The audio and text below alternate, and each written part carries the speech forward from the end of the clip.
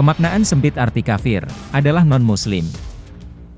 Namun dalam konteks yang luas, terlebih seperti negeri kita NKRI yang memiliki pluralisme dalam agama, budaya, warna kulit, dan suku, tidak sepatutnya saling tuduh dan klaim kebenaran agama. Kafir ternyata bisa menimpa orang Islam, Kristen, Hindu, Buddha, Yahudi, dan agama apapun, dan juga bisa menimpa kelompok manapun. Karena kafir itu menyangkut keyakinan, karakter, atau sifat manusia dalam respon fenomena yang terjadi di luar dirinya.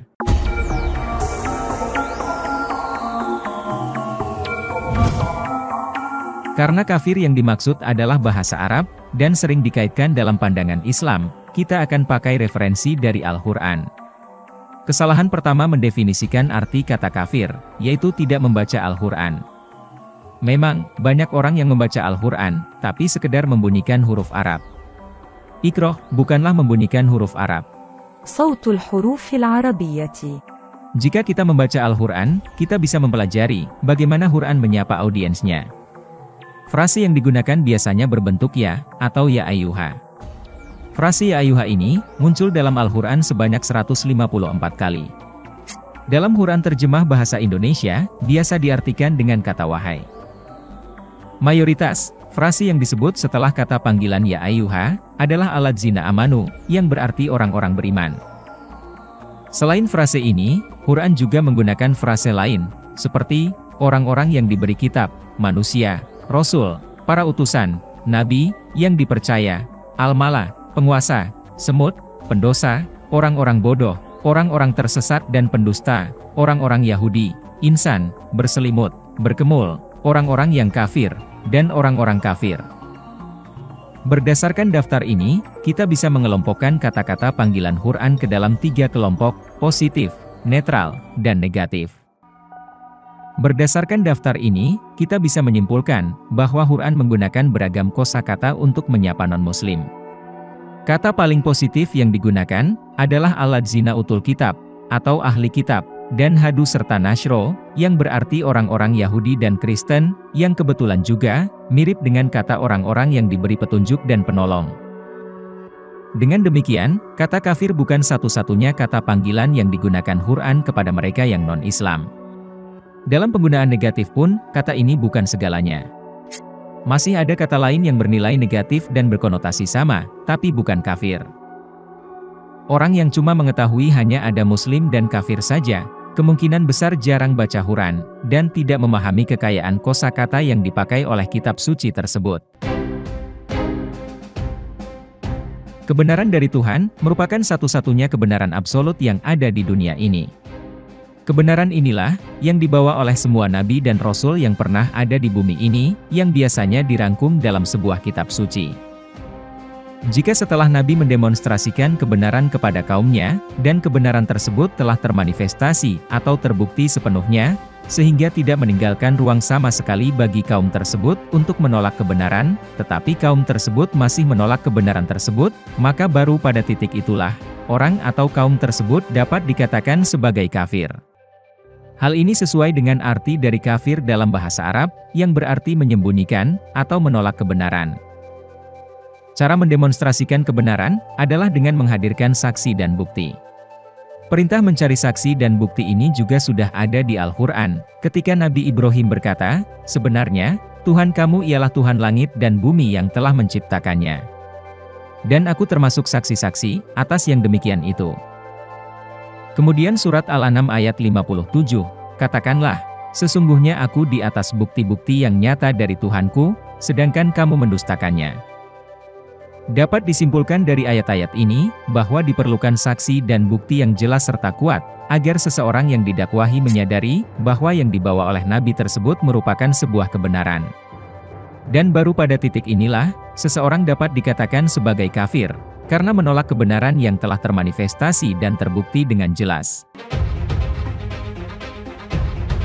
Kita bisa membuka lagi kisah kekafiran pertama kali, yaitu pada kisah Adam. Kisah penciptaan Adam di Al-Quran, merupakan demonstrasi sempurna pengertian ini. Diceritakan, bahwa malaikat bertanya, kenapa Tuhan ingin menciptakan khalifah di muka bumi ini, bukankah mereka akan membuat kerusakan dan pertumpahan darah seperti sebelumnya? Semula, dijawab dengan kamu tahu apa? Aku lebih maha tahu dari kalian. Lalu di ayat berikutnya, Tuhan pun membuktikannya. Dia mengajarkan kepada Adam nama-nama seluruhnya, kemudian dia mendemonstrasikan kepada para malaikat. Tuhan lalu menantang malaikat, sebutkan kepadaku nama-nama ini, jika kalian benar. Ayat berikutnya, para malaikat tak bisa berkutik, dan menyerah, karena sudah tidak ada ruang untuk menolak kebenaran. Dengan ini, Tuhan tidak hanya menjawab dengan kesombongan bahwa Dia Maha Tahu, tetapi juga membuktikan bahwa Adam memang kapabel dan berpengetahuan untuk menjadi khalifah. Ayat berikutnya memberikan bukti lagi, mengapa Adam layak menjadi khalifah, yaitu dengan menyuruh Adam untuk memberitahu malaikat nama-nama yang sudah diajarkan Tuhan.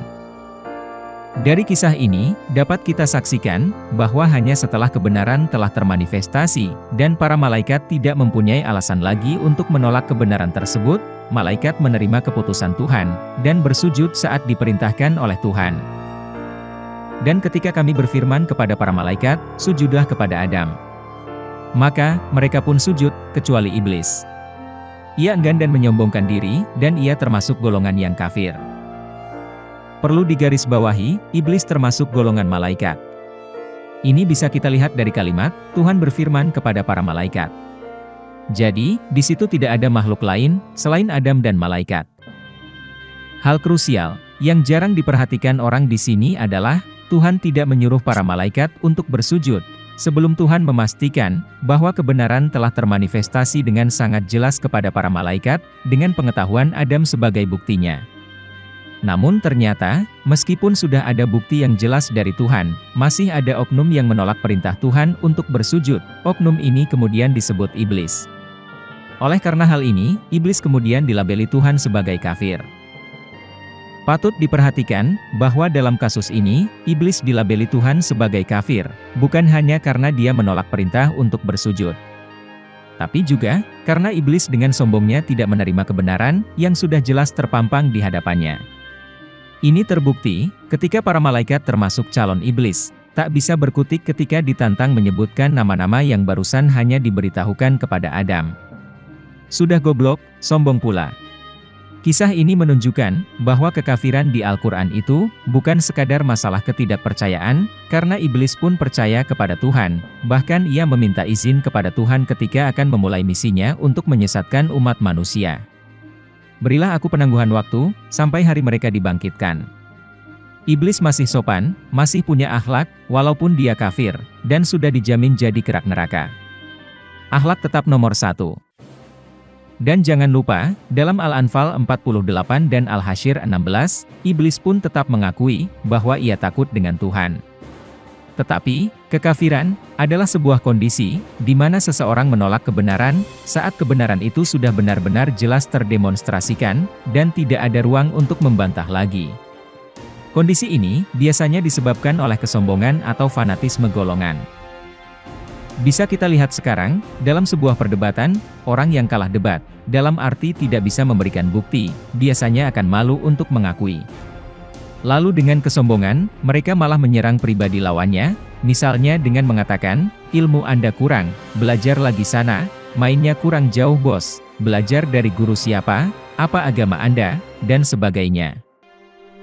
Definisi inilah yang membuat Tuhan tidak mungkin menghukum orang yang tidak tahu bahwa dirinya melakukan kesalahan. Karena, menghukum seseorang yang tidak tahu dirinya bersalah, adalah suatu ketidakadilan. Tuhanmu tidak akan membinasakan suatu negeri karena kedoliman, sedangkan penduduknya dalam keadaan ghafilun, atau belum tahu. Lebih lanjut lagi, definisi ini jugalah yang membuat Al-Quran membedakan terma kafir dan musyrik. Karena di Al-Quran, seorang yang musyrik tidak selalu merupakan orang yang kafir. Dan jika seseorang di antara orang-orang musyrik meminta perlindungan kepadamu, lindungilah dia, supaya dapat mendengar firman Allah, kemudian antarkanlah dia ke tempat yang aman baginya. Demikian itu, karena sesungguhnya mereka adalah kaum yang tidak mengetahui. Dapat dilihat, bahwa Tuhan tidak memanggil orang musyrik sebagai kafir, karena orang musyrik tersebut belum menerima kebenaran dengan jelas, sebagaimana yang terjadi pada kasus iblis. Tapi masih perlu digarisbawahi, antara tahu dan sadar, adalah kondisi yang berbeda. Kesadaran akan kebenaran, selalu bersifat subjektif, Oleh karena itu, khazanah Islam ada istilah hidayah. Yang mana, kita tidak akan mampu menyadarkan orang, tetapi hanya bisa memberitahu, atau memberi bukti. Kafir, juga bisa dimaknai dengan menyembunyikan kondisi sebenarnya, atau berpura-pura. Kita ambil contoh Amber Heard, yang mana, publik menyoroti dan menuduh, aktris ini hanya berpura-pura menangis saat melakukan kesaksiannya di persidangan pencemaran nama baik. Di sini, dia tampak memaksakan bibir melengkung ke bawah, yang mengindikasikan, kalau ini bukan kesedihan sejati. Dalam kajian ekspresi mikro, kesedihan sejati akan tampak dari otot pipi yang lemas, dan mendorong sudut-sudut bibir jatuh ke bawah, bukan dengan memaksakan bibir melengkung ke bawah seperti Amber Heard. Dalam hal ini, Amber Heard telah kafir, sekalipun, seandainya dia mengucapkan 2 kalimat syahadat. Dalam definisi dan pemahaman yang dijelaskan Quran, kafir dan muslim, tak berhubungan dengan kondisi atau status pengucapan 2 kalimat syahadat. Kita ambil definisi dari surat Al-Baqarah ayat 10-12, seorang kafir, per definisi Quran, memiliki ciri-ciri sebagai berikut. Seorang pembohong kompulsif seperti Amber Heard, memang memiliki penyakit hati, seperti yang tertera dalam ayat 10. Amber Heard merasa membuat perbaikan dengan membantu organisasi terkait persidangan. Padahal, dia tidak sadar, justru telah membuat kerusakan, karena kebohongan dan rekayasa. Kesimpulannya, seperti yang dapat kita lihat, bahwa dalam perspektif Al-Quran, seorang yang kafir, bukanlah sekadar orang musyrik, non-muslim, atau orang yang tidak percaya kepada Tuhan. Tetapi orang-orang yang tidak menerima kebenaran, meskipun kebenaran telah terbukti dengan jelas di hadapannya. Perspektif ini, membuat tidak ada seorang pun yang otomatis menjadi kafir, hanya karena kepercayaannya saat ini. Label kafir baru dapat diberikan jika ia mengetahui kebenaran dengan jelas, lalu dia menolaknya. Oleh karenanya, setiap orang kafir akan mengalami fase kognitif dissonance, dan alih-alih menerima bukti kebenaran yang diterimanya, dia malah memilih untuk menolak dan tidak menghiraukan bukti tersebut, yang mana membuat mental setiap orang kafir akan tersiksa, akibat pilihannya tidak menerima kebenaran. Dengan demikian, jelas bahwa kata kafir bukan sebuah kata untuk menghina orang yang tidak beragama Islam, karena orang yang tidak beragama Islam belum tentu merupakan orang kafir menurut Al-Quran. Terlebih, orang non-muslim di Indonesia, yang hampir semuanya telah mendengarkan dan menyaksikan versi Islam yang tidak sesuai dengan Al-Quran. Islam yang penuh kemarahan, kesombongan, intoleransi, dan segudang masalah lainnya. Kondisi yang seharusnya membuat muslim di Indonesia malu untuk memanggil saudaranya sebagai orang kafir, saat dirinya sendiri tidak mampu membuktikan klaim bahwa Islam sebagai agama yang menjadi rahmat bagi seluruh alam semesta.